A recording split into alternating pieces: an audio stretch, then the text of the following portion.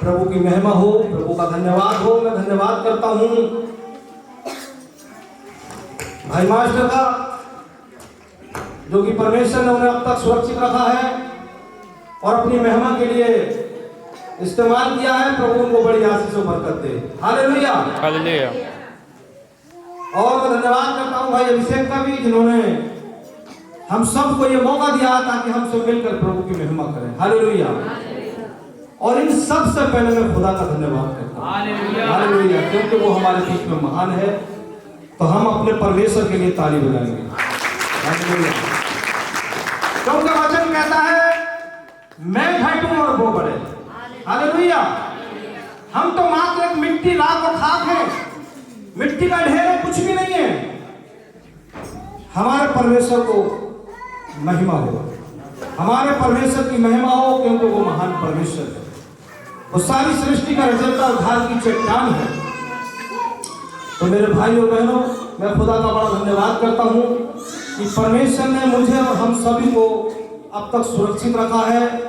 और ये वर्ष 2024 हमारे जीवनों में तरह तरह की समस्याएं आई, तरह तरह की परेशानियां आई, तरह तरह की बीमारियां आई, तरह तरह की दिक्कत परेशानियां हमारे जीवन में आई, लेकिन खुदा ने सारी को दूर किया। हालेलुया। और प्रभु का हमें इसी बात के लिए धन्यवाद देना चाहिए। और परमेश्वर ने हमें इसीलिए बनाया है, परमेश्वर ने हमें इसीलिए रचा है कि हम अपने खुदावन को धन्यवाद दें, अपने खुदावन की महिमा करें, अपने प्रभु को आदर दें, अपने प्रभु को सम्मान दें। क्योंकि हमारा प्रभु राजाओं का राजा है, प्रभुओं का प्रभु है। ना उससे पहले कोई था, ना उसके बाद कोई हो सकता है, क्योंकि वो सर्वव्यापी परमेश्वर है। हालेलुया। जिस प्रकार से हम अपने परिवार को चला नहीं पाते हैं, तो यह अनमोल जीवन है जो प्रभु ने हमें दिया है। किसी इंसान का काम नहीं है ये, किसी का काम नहीं है, ये परमेश्वर का काम है।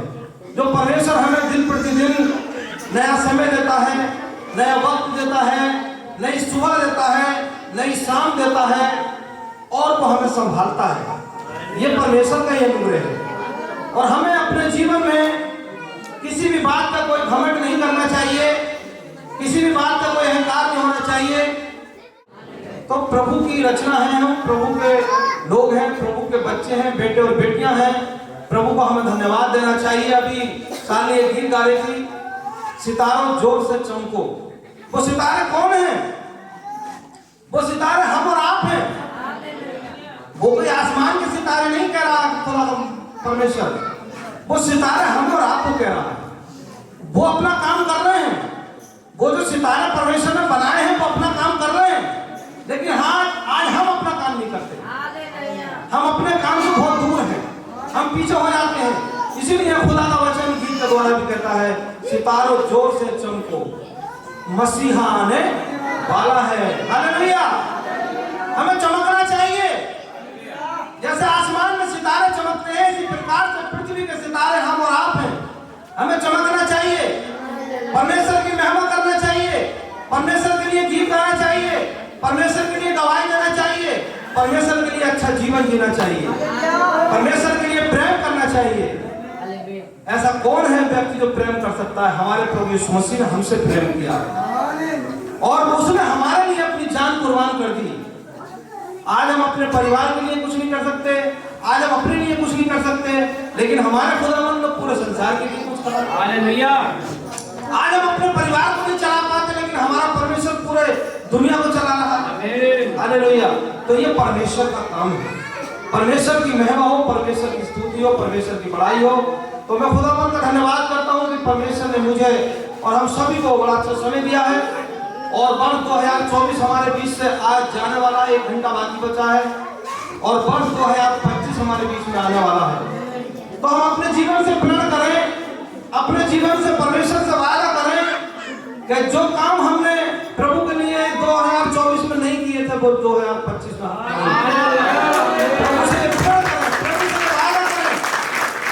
प्रभु हमसे जो गलती हुई 2024 में, वो 2025 में ना हो पाए। क्योंकि सितारों जोर से चमको, मसीहा आने वाला है। हालेलुया। जब हम चमकेंगे दिखेंगे तभी तो लेकर के जाएगा। जब हम दिखाई नहीं देंगे चमकेंगे नहीं तो वो हमें कैसे लेकर के जाएगा। हालेलुया। हमें चमकना है प्रभु के लिए, हमें आगे बढ़ना है प्रभु के लिए, हमें अपने जीवन को और आगे बढ़ाना है। मुझे बड़ी खुशी होती है कि हम सब लोग प्रेयर में आते हैं और प्रार्थना करते हैं, लेकिन मुझे एक बात का बड़ा दुख है अभी भी कि हमारे बीच में बहनों की जनसंख्या तो काफी है लेकिन भाइयों की जनसंख्या कम है। बुरा मत मानना, खाना तो सभी ने खाया होगा, भाइयों ने भी और बहनों ने भी, लेकिन जो वचन जीवित वचन है, जीवित रोटी है, परमेश्वर का वचन कहता है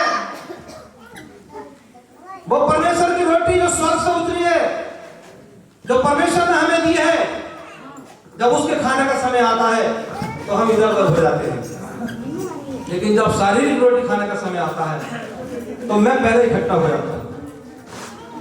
मेरे भाइयों बहनों, हमें शारीरिक रोटी भी खानी है, लेकिन शारीरिक रोटी खाने से हमें दुनिया का शरीर का बल मिल सकता है, लेकिन अनंत जीवन नहीं मिल सकता।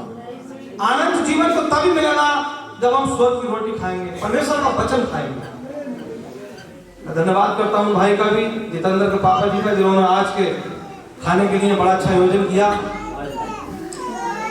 मैंने चिकन बनाते हुए लोगों को देखा है और दूसरा मीट भी बनाते हुए लोगों को देखा है अपनी जिंदगी में 30-35 साल से, लेकिन मैंने किसी व्यक्ति को बकरा काटते हुए नहीं देखा।